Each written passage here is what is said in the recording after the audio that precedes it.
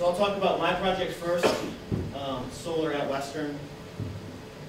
I'm looking at kind of taking campus to looking something more like this. A little bit of background.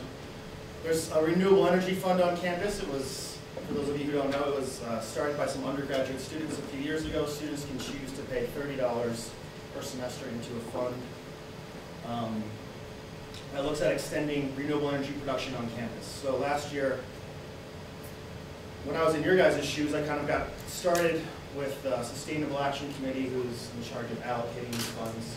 I think the budget is some $200,000 or so right now.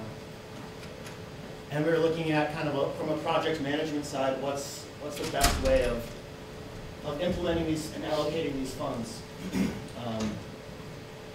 So we profiled energy use on campus.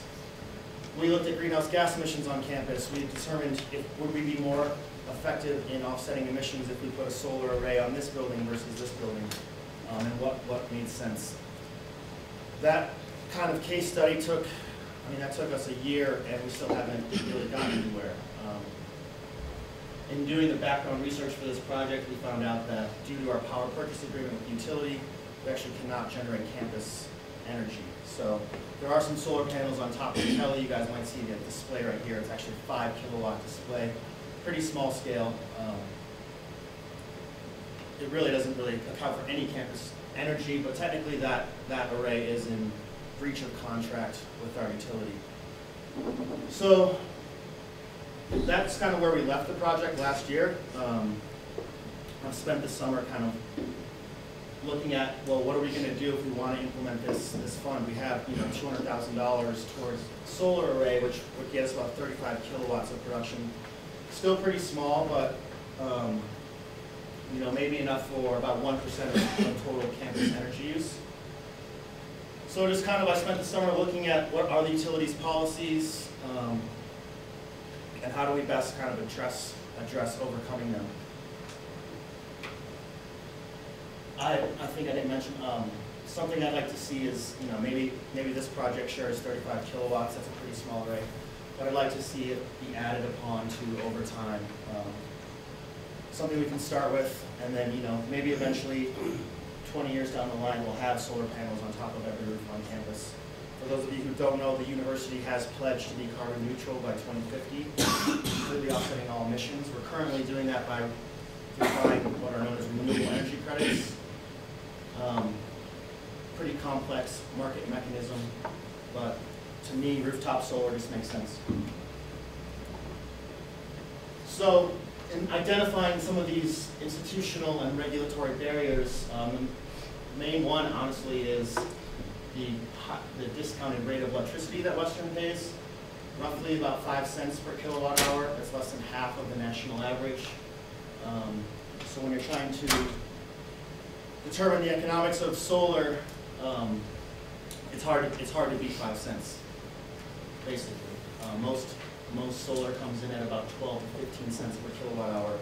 So how do you convince the university to invest in solar when it'll cost them nearly twice as much? The main barrier, honestly, was the City of Gunnelson's cap on net metering. Net metering basically spins our electric meters backwards, so you're credited for every kilowatt hour of production. Currently, Gunnelson has a cap of 10 kilowatts, but in speaking with some of the utility executives this summer, they have a proposed ordinance change of 25 kilowatts total.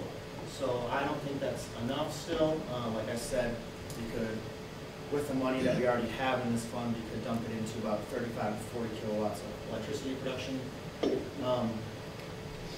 So we're looking at maybe potentially filing for an exception where the university kind of gets a special privilege to increase this production.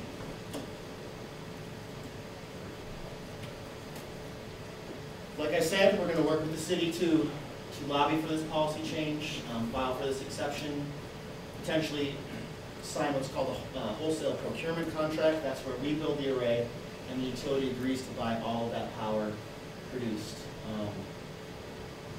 At what rate is kind of the question that I'm asking, and I'll go into that a little further, but determining what that value of solar is. What is 1 kilowatt of energy produced by a solar array on campus worth? Is it worth 5 cents a kilowatt hour? Is it worth 15 cents a kilowatt hour? And how does that incentivize more development?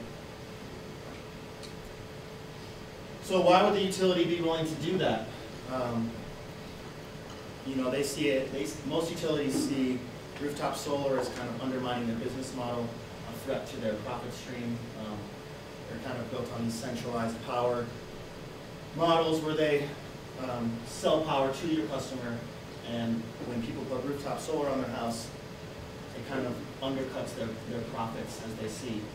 I propose that this gives both the utility and Western great PR for advancing renewables on campus. Students will be walking by, seeing that every day. Community members, you know, maybe get some press releases. Also, the city will gain experience managing solar and larger distributed generation on their grid. I think this is valuable to them, and that these trends are definitely accelerating. It's something they don't have a lot of experience with. So I think this maybe provides them an opportunity to kind of learn how they're doing it. Greater visibility over this asset, seeing as they will be agreeing to buy all this power.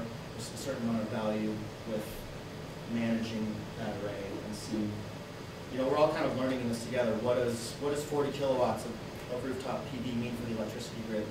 There's kind of some interesting questions.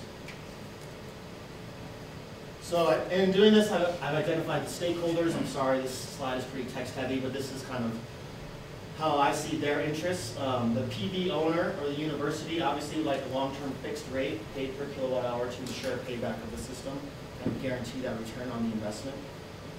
The utility, they want to ensure that their rates paid don't include the cost incurred by the utility. So they're the ones maintaining a great infrastructure, paying these large interest amounts on these large capital investments, transmission and distribution. They're the ones sending out the linemen when the grid goes down, when there's a blackout, right? They're financing these big centralized power plants. So when they're determining what rate to give you for rooftop solar, they obviously don't want to be, from their perspective, they don't want to be paying you for what they see as their costs. The policymakers kind of want to minimize these cross subsidies between solar and non-solar providers. The solar industry in general wants to ensure a fair market price for these services, long-term guaranteed rates. This kind of provides a certain amount of avoiding market uncertainty, helping ensure future growth. The public sees a certain amount of environmental benefits through this carbon neutral energy and electricity production. And those are the stakeholders I've identified. I think this quote's kind of interesting. All customers in society at large benefit from electricity generation that meets public policy goals for environmental protection and economic development at the lowest possible cost to the consumer. So, from the university kind of to the larger picture, this is where my project has taken me. Net metering is currently, as I said, facing legislation pushback in 24 states, Colorado being one of them. Like I said, net metering directly ties the rate of electricity production to the retail rate of electricity. There's some problems with that. This is being pushed back by fossil fuel industry and utility lobbies, groups such as ALEC, which are funded by the Koch brothers, if you guys have maybe heard of them. So, to kind of further explain what is this value of solar, what does this rate equal? This is kind of an interesting chart by the Institute for Local Self-Resilience, ISLR. This is a value of solar tariff. This policy has only been passed in one state, that being Minnesota. But it's kind of a novel approach to how you create what this rate of rooftop solar equals. And it's basically, it decouples the rate paid for solar power from the retail rate of electricity by kind of quantifying these avoided costs to the utility. So this chart kind of explains, you know, the utility would have less fuel costs by having rooftop solar. They'd have less operation and management costs. A lot of mostly fixed costs that the utility faces. They'll have less transmission and distribution costs, fewer line losses through the greater efficiency of rooftop solar systems, less capacity, less grid demand. So trying to take all these little pieces basically and quantify what that rate equals. Usually it is actually higher than the retail rate of electricity. So the argument being that you should actually be paid more per kilowatt hour than under traditional net metering policies. I think Minnesota signed this into a long-term 25-year contract, kind of stabilizing that market. But that's what I have right now. I'd love to talk more about this. I'm going to pass it on to Alyssa here next. You actually have 5 minutes for questions. Okay.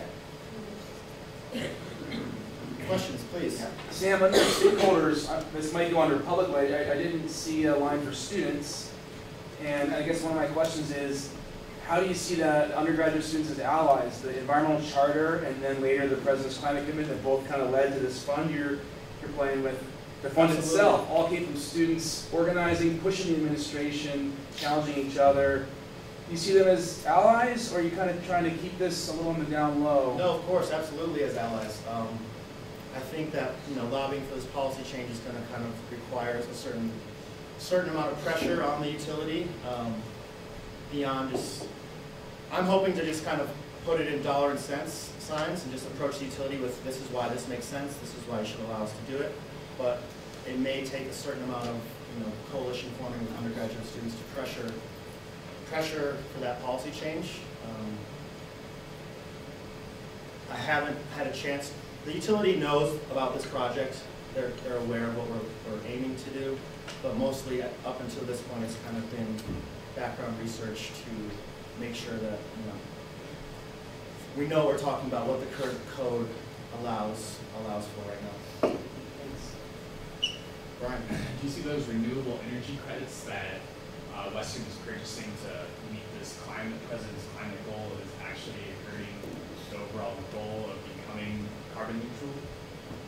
well, they're cheaper, so that's another disincentive for.